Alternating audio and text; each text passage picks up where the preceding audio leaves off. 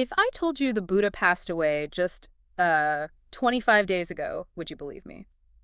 I mean, probably not. Right. I want you to really think about that for a second. 25 days. Less than a month. It sounds completely absurd. It really does. You are probably thinking about historical timelines, textbooks, ancient ruins in India, right? And the fact that we are living in the 21st century. But today, we are going to completely dismantle your standard perception of time. Yeah, it sounds like an impossible provocation when you first hear it. It challenges literally everything we intuitively understand about history and, well, our place in it. Exactly. But if we actually sit down and look at the math, the ancient cosmological text, and modern physics, that 25-day figure isn't just a metaphor. It's actual math. Within a specific cosmological framework, it is staggeringly mathematically accurate. Welcome to the deep dive. Today we are venturing into the awe-inspiring, frankly brain-breaking world of Buddhist cosmology. Brain-breaking is definitely the right word for it. We are going to look at the relativity of time, how ancient texts surprisingly mirror modern physics, and we are going to do the literal math to prove that opening statement. And the stack of sources we have for this journey is absolutely fascinating. Oh, it is. We are pulling directly from the ancient texts, specifically the Visakha Sutta from the Pali Canon. We also have these analytical articles exploring the mind-bending intersection of Albert Einstein's theory of relativity and Buddhist timescales. Right, connecting the ancient to the modern. Exactly. And to bring it all into the present moment, we are looking at passionate, modern-day discussions from platforms like the Thai Web Forum, Pantip, and the Reddit communities Our Buddhism and Theravada. It is a profound stack of sources, and it really requires a dual approach. How so? Well, the mission of this deep dive is twofold. First, we're going to explore how this concept of time radically alters our perspective on history, the human lifespan, and the universe itself. We will examine the specific mathematical ratios of the heavenly and hellish realms. The cosmic scale. Exactly.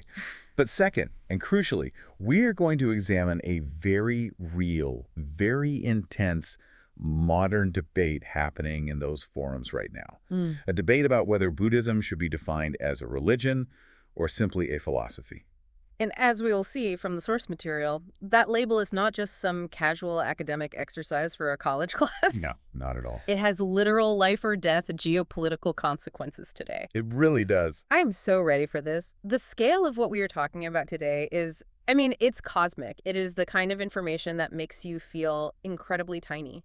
Very tiny. But in a way that is also strangely liberating, It shifts how you view everything, from your morning commute to the way you interact with the people around you. It gives you a whole new frame of reference. But to get to that 25-day calculation, to really understand how the Buddha's passing could have happened last month, we cannot just jump straight to the math. Right, you need the context first. We have to start at the foundation. We have to look at the mathematics of heaven and why those mathematics were even revealed in the first place. That is the perfect place to start. And the foundation for this cosmic math comes from that specific ancient text you mentioned, the Uposatha Sutta. Which is also known as the Visakha Sutta, right? Exactly. This is a discourse delivered by the historical Buddha. And the setting itself, the narrative context, is absolutely vital to understanding the weight of the message. We are not just dealing with abstract numbers here. We are dealing with human suffering. Yes, deep human suffering. Let's set the scene based on the text. Imagine this.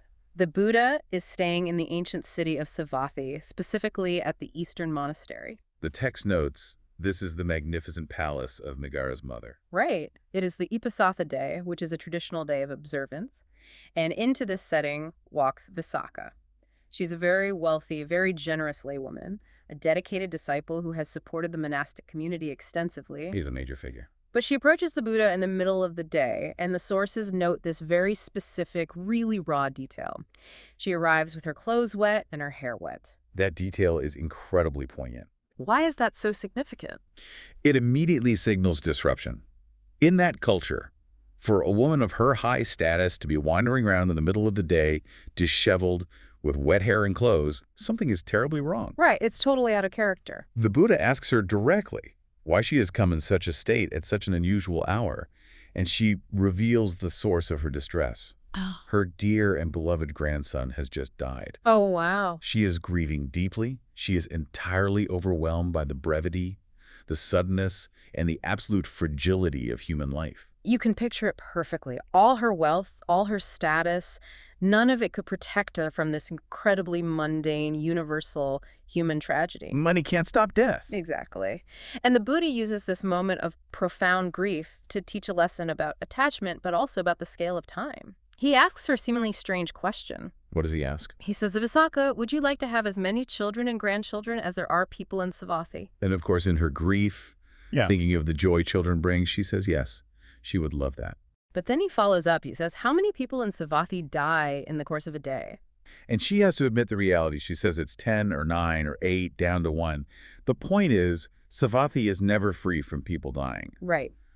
The Buddha's point here is stark and, well, mathematically brutal. Those who have 100 dear ones have 100 sufferings.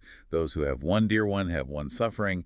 Those who have no dear ones have no sufferings. It is a fundamental lesson on the inevitability of loss in the human realm. If you anchor your happiness entirely to the temporary phenomena of this world, you are mathematically guaranteeing your own devastation. It's a tough pill to swallow when you're grieving. Definitely. But he doesn't just leave her with that bleak reality. He doesn't just say, well, everything dies, get used to it. No, he offers a solution. Right. He uses this visit, this moment of her heightened awareness of mortality, to explain a specific practice. He explains the Uposatha. Yes, the Uposatha is presented as the practical antidote to being crushed by the weight of worldly attachment. Break that down for us. What is it? The Uposatha is a day of observance for lay Buddhists. It involves taking on 8 specific precepts for a period of exactly 1 day and 1 night. It is essentially a way for lay people, everyday people living worldly lives, to emulate the behavior of the fully enlightened beings for a brief, concentrated period. Okay, let's unpack this. Let's really look at what this practice entails, because the sources list these 8 precepts clearly, and they are incredibly strict.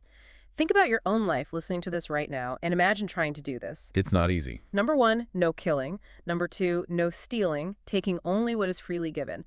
Number 3, complete celibacy, all unchaste conduct is forbidden. Number 4, no lying. Number 5, no alcohol or intoxicants. Those are the foundational 5 precepts that many practicing Buddhists try to observe every day. But the Uposatha, this special observance, adds 3 more that require a significant escalation in discipline. What are the extra 3? Number 6 is eating only 1 meal a day and strictly abstaining from any food after solar noon until the following dawn. Number 7 is abstaining from dancing, singing, music, watching shows, wearing garlands, and beautifying oneself with perfumes and cosmetics. So basically, no dinner, no entertainment, no shows, no music, no makeup, no cologne, just complete sensory withdrawal. Exactly. And the 8th precept is abandoning high and imposing seats and beds. You sleep on a low bed, a simple pallet, or even a spread of straw on the floor. You purposefully give up physical luxury and comfort for the night. You hear that list, and if you are living in the modern world, you really have to wonder why? Why go through all this strict discipline? You are giving up your dinner, you are giving up your incredibly comfortable memory foam mattress, you are sitting in silence without music or perfume. It sounds extreme. What is the actual payoff? It sounds like self-punishment. It's crucial to understand that it is not self-punishment, and that is exactly what the Buddha addresses next. He gives Visakha a cosmic comparison to explain the sheer value of this practice. Okay.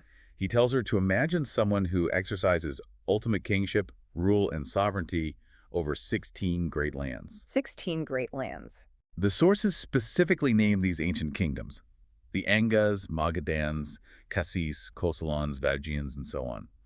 Imagine this ruler possesses all 7 legendary treasures: gold, silver, pearls, crystal, turquoise, diamond, and coral. That is the ultimate dream of earthly power and wealth. You literally rule the known world and own all its resources. You are a billionaire emperor. And yet the Buddha states unequivocally that this ultimate earthly kingship is a miserable and meager thing compared to heavenly bliss. Miserable and meager. Yes. He says that ruling the entire earth is not worth even 1/16 of the merit gained by observing the 8-factored Uposatha for just 1 single day and night. Okay, wait, let me make sure I'm getting this. He is saying that sleeping on the floor and skipping dinner for 1 day generates an energetic currency, merit, or positive karma that is vastly superior to being the wealthiest emperor on earth. How does that even work? This is where we need a good analogy. Think of it like a hot air balloon. A hot air balloon. Okay. If your consciousness, your mind, is a hot air balloon, worldly attachments, the rich food, the soft beds, the endless entertainment, the desire for power, These are heavy sandbags tied to the basket. That makes sense. They keep you way down in the dense, heavy gravity of the human realm, where things decay quickly, where people die, where Visakha is weeping over her grandson. By willingly dropping these worldly pleasures through the 8 precepts, you are literally cutting the ropes on those sandbags. You are shedding karmic density. Exactly. And when you do that, your consciousness naturally becomes lighter, more refined, and it becomes capable of floating up to these vastly slower, more refined time zones. The Uposatha isn't about suffering, it's about buoyancy. I love that. The Uposatha is the mechanism for ascending. And to illustrate just how far that balloon can rise, the Buddha maps out the 6 heavens of the desire realm, the Kama Vakara. Right, the data. And he reveals a staggering geometric progression of time. The sources lay out the math so explicitly. I want to dynamically walk through this data with you because this is where reality completely bends. So if we start at the lowest heaven, how skewed does time actually get? It starts at level 1, the heaven of the 4 great kings, or the Ketumahara.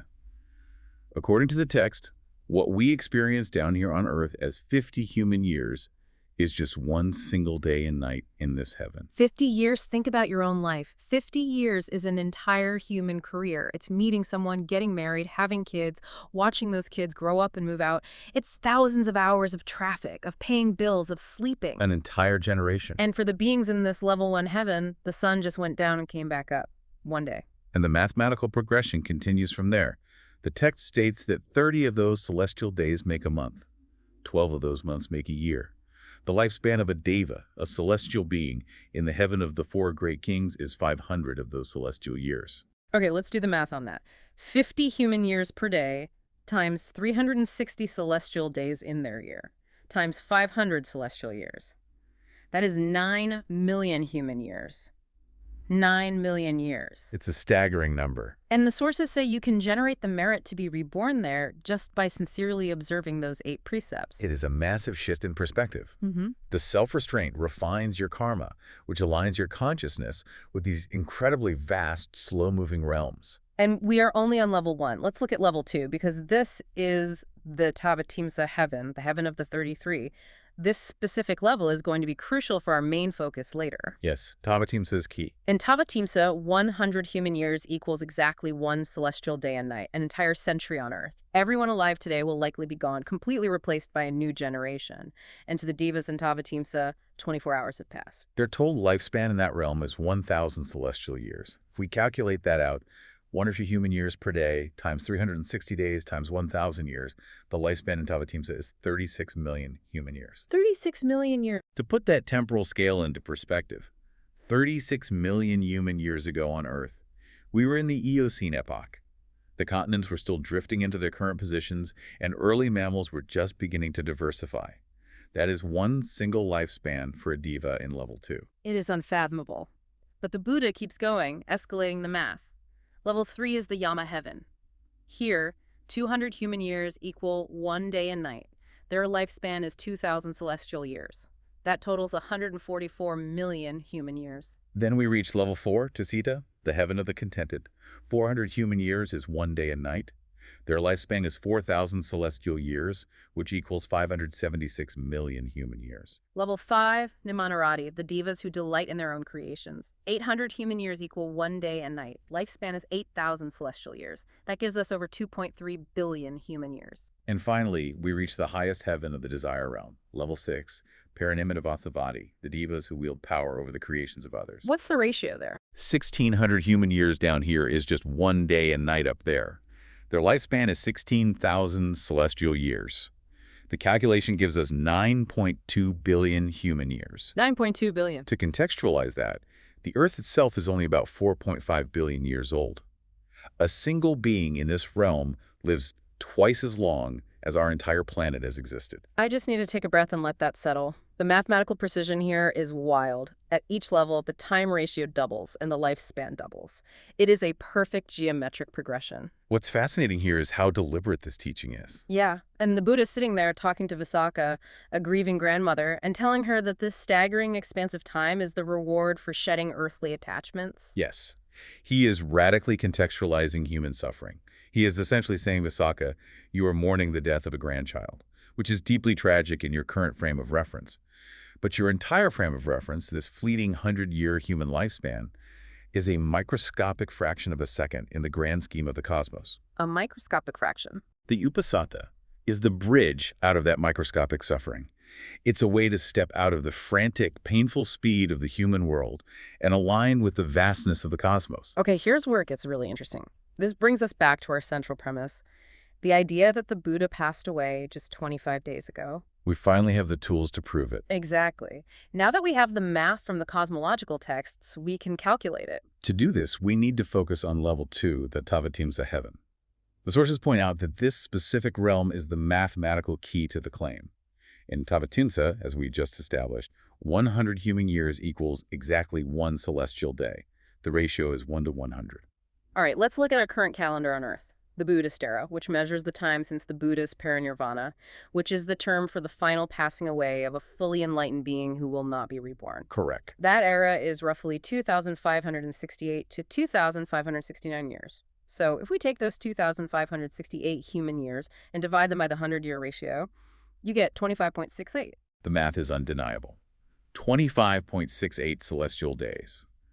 From the subjective perspective of the devas living right now in the Tavatimsa heaven, the historical Buddha, Siddhartha Gautama, was born, lived his entire life, taught the Dharma for 45 years, and passed away into parinirvana literally last month. Less than a month ago. Think about what happened in your life last month. Think about what you were doing 25 days ago. It's so recent. If you were a deva in Tavatimsa, you could casually say to a friend, "Oh yeah, the Buddha, great guy. I heard him give a brilliant sermon in the park a few weeks back." That's exactly how it would feel. The entire history of Buddhism as we know it, the massive councils, the spread of the teachings across Asia, the building of the great stupas, the rise and fall of empires, all the way up to us sitting here today recording this deep dive, all of it has unfolded in less than 26 days of their time. It radically shifts how we perceive antiquity. We tend to look at the ruins of ancient India, or the crumbling leaves of the Pali texts, as incredibly old, distant artifacts from a forgotten age. Relics of the past. But in the cosmological framework presented in these sources, these events are incredibly fresh. The teachings are brand new. The energy of the Buddha's time is still actively reverberating because, on a higher dimensional scale, it practically just happened. To make this abstract math emotional, to really show what it feels like to cross between these time zones, the sources provide this incredible story about a goddess named Patapushika. Oh, this story is amazing. This is the ultimate time traveler story, and it completely messes with your head when you realize the implications. The story of Patapushika perfectly illustrates the sheer terror and awe of this relativity. It grounds the billions of years into a very human, emotional experience. So picture this. Patapushika is a goddess living in that very same Tavatimsa heaven we just calculated. She is in a beautiful, unimaginably vibrant celestial garden, picking flowers with her husband, a celestial deva. Just a normal morning for them. They are enjoying perfect morning. And then suddenly she dies. The Thai sources use the specific term kuti, which means a sudden shifting out of that realm. There is no prolonged illness, she just vanishes. Her karmic energy, the merit that sustained her in that specific high-frequency realm, is exhausted. And because of the mechanics of rebirth, she immediately drops down into the dense gravity of the human realm. She's reborn as a human baby girl on Earth. And she lives an entire human life. She grows up as a child, she experiences adolescence, she gets married to a human man, she goes through the intense physical process of having 4 children. A full, heavy life. And the sources say she lives a deeply pious life. She's constantly giving alms, supporting the monks, and making merit. Why? Because she remembers her past life. She remembered the celestial garden, and she desperately wants to generate enough merit to return to Tavatimsa to be with her celestial husband. That memory drives everything she does. So she ages. Her hair turns gray, her body aches, she watches her children grow, and eventually she dies of old age somewhere between 50 and 80 years old, a full, complete, exhausting human experience with all its joys, griefs, and physical toll. And because of her intense dedication and the merit she accumulated over those decades, her wish is granted. Upon her human death, she is indeed reborn back into the Tavatimsa heaven. She reappears right back in the celestial garden, right next to her celestial husband. This is the part of the story that always gives me absolute chills. She reappears, her husband looks at her, still holding the flowers they were picking, and he says, "Where were you? You've been gone all morning." Where were you all morning? It is a devastatingly casual line. It's so jarring. An entire human lifetime. The decades of raising 4 children, the sleepless nights, the physical toll of aging, the decades of missing him and praying to return, all of that agonizing duration was just a brief morning errand from his perspective. He barely even noticed she was gone. It makes human life seem like a dream, a very fast, intense, incredibly volatile dream. You blink, and an 80-year life is just over. This is exactly where the analytical articles in our sources make a fascinating leap. They explicitly connect this ancient, text-based cosmology to modern science. Yeah. Specifically, they draw a parallel to Albert Einstein's theory of relativity and the concept of time dilation. Right. When I read that part of the sources, my jaw dropped. How is it possible that a religious text over 2,000 years old is describing a relativistic universe? It's uncanny. For those who might need a quick refresher, Einstein posited that time is not absolute. It isn't a fixed, universal ticking clock that ticks at the same speed everywhere. Time changes based on gravity, mass, and speed. For the observer effect. If you move faster, or if you are near a massive gravitational source like a black hole, time literally slows down for you relative to an observer back on Earth. And the sources draw a direct, compelling parallel here. In Buddhist cosmology, the higher the celestial dimension, the more refined the energy and matter. These realms are explicitly described in the texts as fine material or even formless. Formless, so lacking physical mass. Exactly. The scientific parallel drawn by the articles is that in these higher dimensions, or states of significantly lower energetic density and mass, time moves drastically slower relative to the dense, heavy gravity of Earth. It lines up perfectly. These ancient Buddhist texts were describing the exact mechanics of a multiverse, or higher dimensions with warped space-time, millennia before modern astrophysics had the mathematical tools or telescopes to even conceptualize it. One of the Thai articles we reviewed really breaks down the math into minutes and seconds to make it hit home for the listener. Let's do that for you right now, using that same Tavatimsa ratio where 100 human years is 1 celestial day. If 1 celestial day is 100 human years, then 1 celestial hour is roughly 4.16 human years. Which means 1 celestial minute in Tavatimsa is 25 human days. I want you to really think about that. 25 days on Earth, almost an entire month of your life. Waking up, making coffee, sitting in traffic, working, paying bills, arguing with your spouse, making up, sleeping. All of that is just 1 minute ticking by in heaven. And if we break it down to the smallest metric, 1 celestial second is roughly 10 human minutes. So when you sit down to meditate, or you read a chapter of a book, or you just mindlessly scroll on your phone for 10 minutes, a literal single second has ticked by in the heavens. Tick! That was 10 minutes of your life.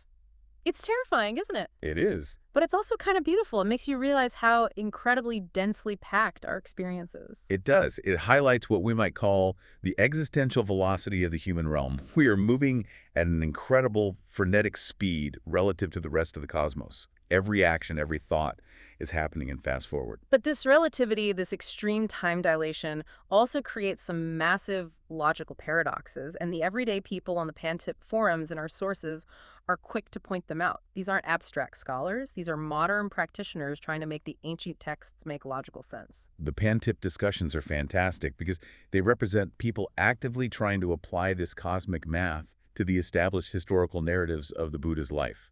They are stress testing the cosmology. Exactly. One Pantip user asks a brilliant question. The traditional story, accepted across the Buddhist world, says that the Buddha physically went up to the Tavatimsa heaven to teach a massive, complex philosophical framework called the Abhidhamma to his reincarnated mother. Right, the rains retreat. And the texts say he was there for 3 Earth months. So the user asks the obvious question. If he was gone for 3 months on Earth, and 1 minute in heaven is 25 days, does that mean the Buddha was only in heaven for a little over 3 minutes? It's a fantastic logical puzzle. If you do the math, 3 months is roughly 90 days. 90 divided by 25 days per minute gives you 3.6 minutes. So the user is essentially asking, wait, did he speak in fast forward? Did he sound like a chipmunk to the devas? How could the Buddha teach the Abhidhamma, which for context is not just a simple sermon, it's the incredibly dense, complex, psychological, and phenomenological framework of reality that takes scholars lifetimes to master? How did he teach that in 3 celestial minutes? The sources provide the theoretical answer, which, amazingly, again, aligns perfectly with modern physics.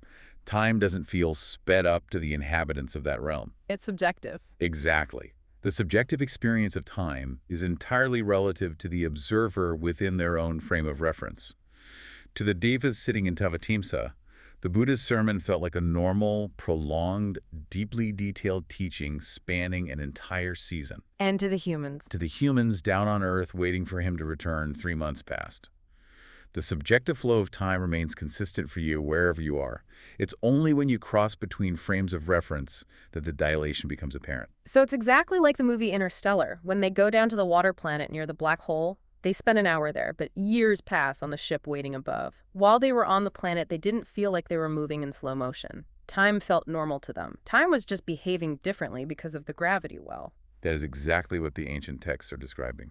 Another great question from the Pantit forums that stress tests this math is about Maitreya, or Frashri Aryamaitreya, the future Buddha. Yes, according to the texts, the Bodhisattva, who will eventually become Maitreya, the next Buddha of our era, is currently residing in the Tusita heaven, which is level 4 of the desire realms. Okay, let's run the math on Maitreya. In Tusita heaven, time moves even slower. 1 celestial day there equals 400 human years. Correct. So we know the historical Buddha passed away roughly 2,568 years ago. If we divide 2,568 human years by the 400-year ratio of Tusita, we get 6.42. 6.42 celestial days. Since the historical Buddha died over 2.5 millennia ago, the future Buddha Maitreya has only been waiting in the Tusita heaven for about 6.5 days. He's been there for less than a week. It really puts the cultural weight for the future Buddha into perspective. The sources note that people on social media or members of certain new religious movements sometimes claim Maitreya is already here or coming next year. But the text says otherwise. But the traditional texts outline a massive cosmic cycle. They state he has to wait until the human lifespan degrades and drops to a mere 10 years, and slowly rises to an uncountably huge number called an asankhya, which is a 1 followed by 140 zeros, and then slowly drops back down to an 80,000-year lifespan. Only at that specific point of equilibrium will he arrive on Earth. So he's up there having a coffee. It's been a week, and he's got a few more celestial weeks to go before he even thinks about packing his bags. It's mind-boggling. But as vast as these desire heavens are, the sources point out that we haven't even scratched the surface. This isn't even the top of the scale. Not even close. If you ascend beyond the Kamavakara, the desire heavens, you enter the Rupa Brahma realms, the realms of pure form, and then the Rupa Brahma realms, the completely formless realms. Here, the density is so low, the beings are so refined, that lifespan isn't measured in human years anymore. The numbers break. It is measured in kalpas. Kalpas. Aeons. The lifespan of entire universes. Exactly. A kalpa is roughly the immense stretch of time it takes for a universe to be born, to expand, to contract, and to be completely destroyed.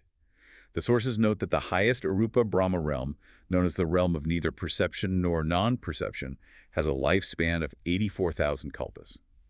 That is 84,000 complete universal cycles of big bangs and big crunches. It's numbers so big they stop meaning anything to the human brain. But there is a dark side to this relativity too, right? Because time dilation works in both directions. The sources point out the hell realms, and the math here is truly viscerally horrifying. The sources do detail the time dilation in the hell realms, and it operates on a similar but inverted scale of extreme duration. In these realms of extreme density and suffering, time stretches out agonizingly. One of the sources mentions the Maharuva hell. In this specific lower realm, 1 single day equals 9.2 billion human years. 9.2 billion years is just 1 day of suffering, and the total lifespan there is 8,000 of those hell years. When you encounter numbers like that, the critical question is why? Why did the Buddha teach this? Why lay out these terrifying, mathematically precise scales of suffering and unimaginably vast scales of bliss? To scare people. The sources suggest it is not meant to scare people into submission in a cheap way. It is a profound psychological tool for cultivating a state of mind called appamada. Appamada translates to non-recklessness, heedfulness, or deep, urgent care in how you live. So what does this all mean? It is the ultimate cosmic reality check? Precisely. If you truly internalize this math, if you believe that your earthly suffering, your petty grievances, or your earthly temptations are just a microscopic blip, literally a few cosmic seconds, but the karmic consequences of your actions can stretch into billions of years of subjective agony in a lower realm, it forces a profound reevaluation of your ethical choices. It changes the stakes. The fleeting pleasure of a selfish misdeed on earth is mathematically irrelevant compared to the unimaginable duration of its consequence. It makes you incredibly careful with the time you have. But wait, this brings up the ultimate question. what is the point of all these heavens and hells if they all eventually end? Because even 84,000 kalpas, as unimaginable as that is, comes to an end eventually, right? The I- clock is still ticking, even if it's ticking very slowly. Yes.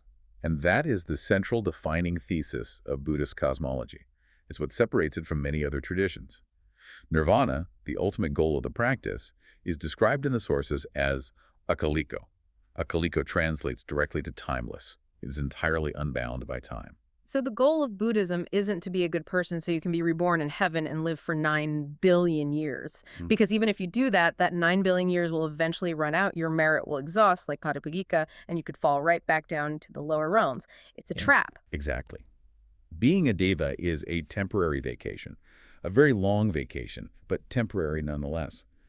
The ultimate goal is to step completely off the cosmic clock, to achieve a state of complete non-becoming, where the relativity of time, the aging, the dying, the endless, exhausting cycling through kalpas simply ceases. Akaliko is the complete escape from the tyranny of space-time itself. We've spent all this time zooming out to the 9 billion year scale. We've mapped out the multiverse and the end of time itself. But for the people practicing this tradition today, they don't have the luxury of living in celestial time. They are living right here, right now, on Earth. And they are facing a very modern, very earthly crisis over these exact definitions. It is a stark transition. We move from the metaphysical heights of the cosmology to the strictly geopolitical reality of the modern world.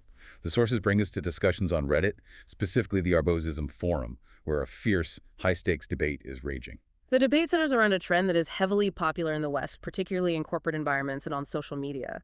It is the trend of labeling Buddhism as just a philosophy or a secular lifestyle. It's the secularization of the Dharma. This approach involves systematically stripping away the entire cosmology we just spent the last half hour discussing, the devas, the realms, the multi-eon cycle of rebirth, the kalpas.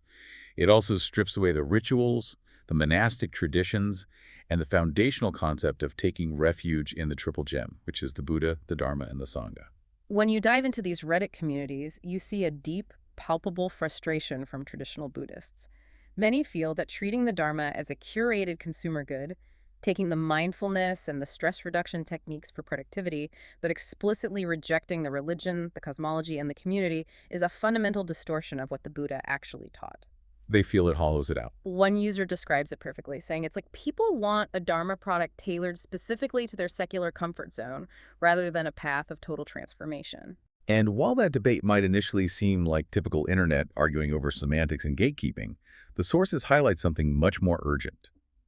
Before we dive deeply into this next part, it is crucial to establish that we are impartially reporting the arguments presented in these source materials. We're not taking sides on the theological validity of secular versus traditional Buddhism. Rather, we are examining the geopolitical consequences of those labels as urgently debated by the community themselves. Absolutely. We are looking at the real-world impact of words. Because the core argument from the Reddit sources is this. Calling Buddhism just a philosophy isn't just an intellectual preference. It actively endangers marginalized communities around the world. It is a semantic debate happening in comfortable Western living rooms that has literal life or death consequences in the East. The primary evidence presented in the sources to support this claim centers around international law, specifically the United Nations Genocide Convention of 1948. This is the bedrock international treaty that defines genocide and establishes the specific categories of people who are legally protected under international law. According to Article 2 of the convention, it protects national, ethnical, racial, or religious groups. But it does not protect philosophical groups. Precisely. And this is the terrifying legal loophole. If a government or an armed militia targets a population solely because they adhere to a specific philosophy or lifestyle, it does not legally meet the UN's strict definition of genocide. The international community has no legal obligation to intervene based on philosophical persecution. The Reddit users bring up harrowing, specific, modern examples from the text to illustrate why this matters right now. They point to the Chittagong Hill Tracts, or CHT, in Bangladesh. The sources detail the indigenous Buddhist populations in this region facing extreme systemic violence. One user cites claims of 15,000 historic deaths over decades of conflict, alongside ongoing aggressive land disputes, displacement, and horrific violence, specifically targeting Buddhist women. The thread does include some debate over the exact modern casualty numbers, with some users clarifying the historical timeline of those conflicts to ensure accuracy, but the underlying undeniable reality of systemic persecution, land grabbing, and violence against this Buddhist minority is the core focus of their argument. They are a targeted group. They also point to Tibet. The sources claim that since the PRC invasion, at least 1 million Buddhists have been killed, alongside the destruction of thousands of monasteries. The users argue emphatically that these people were not tortured and killed because they practiced a trendy philosophy of mindfulness to reduce workplace stress. They were targeted and killed specifically because of their religion. Their devotion to the Dalai Lama, their cosmology, their entire religious identity was seen as a threat to the state. Furthermore, the sources mention ethnic Buddhist minorities in Russia, such as the Kalmyks and Buryats. The users argue that these specific religious communities are being disproportionately drafted and sent to the front lines in the war in Ukraine, effectively using the conflict as a meat grinder to decimate a religious minority population. And it is not just about overt violence and war. It is about basic legal survival in peacetime. The sources state that in countries like Indonesia, Malaysia, and China, being legally recognized by the state apparatus as a formal religion is often the only thing preventing the state-sponsored destruction of monasteries, temples, and sacred texts. If you lose that religious status, you lose your right to exist. If we connect this to the bigger picture, the profound frustration in these forums makes perfect sense. A Westerner might casually say on a video or social media post, "Oh, I'm spiritual but not religious. Buddhism is just a philosophy to me." They think it's an inclusive, modern, enlightened take.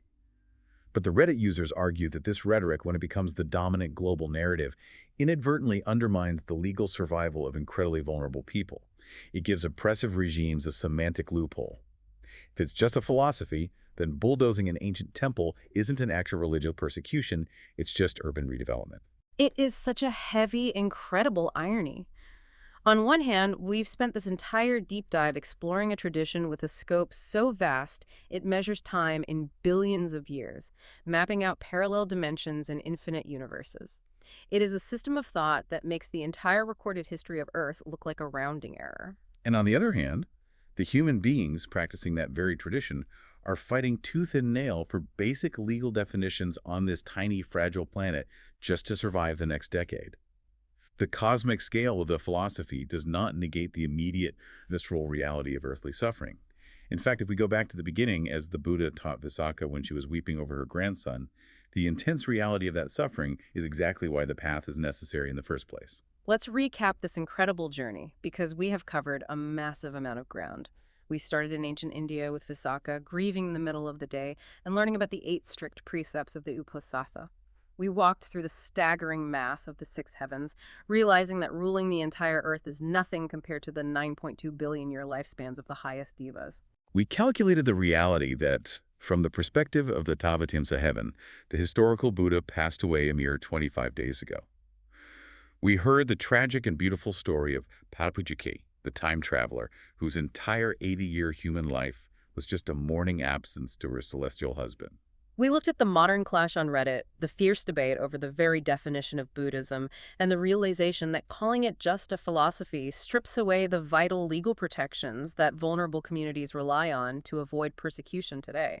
Whether you view this immense Buddhist cosmology as literal parallel dimensions operating under extreme time dilation, or as a profound philosophical metaphor for different states of human consciousness, or both, the core message remains undeniably clear.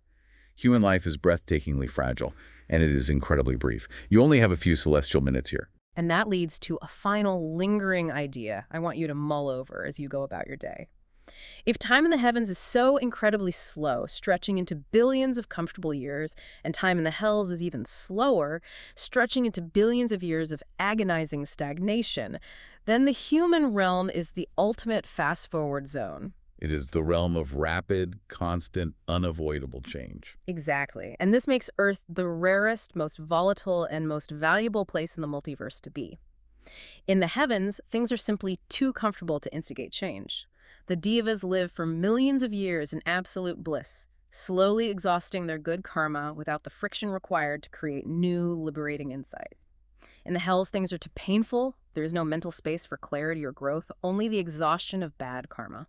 It is only here, In the human realm, where pleasure and pain are intimately mixed, where choices matter immediately, and where the fragility of life is constantly apparent, that genuine spiritual progress can be made. Only here, in this brief, chaotic 100-year flash, which is just a single morning for the divas, do you actually possess the existential velocity required to achieve nirvana and break the cosmic clock forever. The Buddha achieved it here. Hadapujika rushed back here to make merit. This fast-forward zone, this chaotic human life, is the only launch pad out of the cycle. So Yeah. knowing that an entire human life is just a blip on the cosmic radar, what will you do with the few cosmic seconds you have left today?